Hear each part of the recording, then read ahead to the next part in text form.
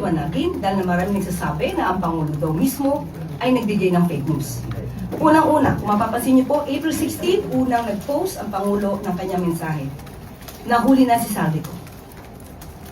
Pag sinabi natin nahuli na si Saldico, it doesn't necessarily mean that it is an arrest. Ang nahuli na salita ay very general.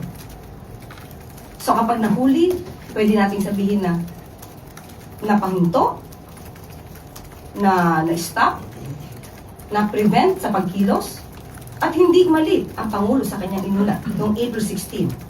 At sinabi pa nga niya dito na we are in close coordination with the Czech government to ensure that all legal processes are followed and to arrange for his return to the Philippines at the soonest possible time.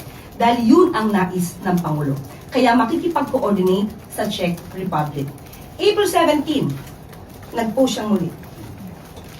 Ang sabi niya dito, our coordination with Czech authorities continues.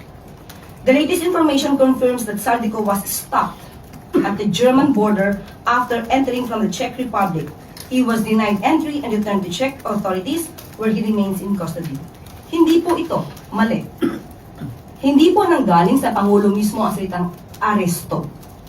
Pero hindi rin po kinakaila ng SOJ that the movements of Saldico were restrained to a certain extent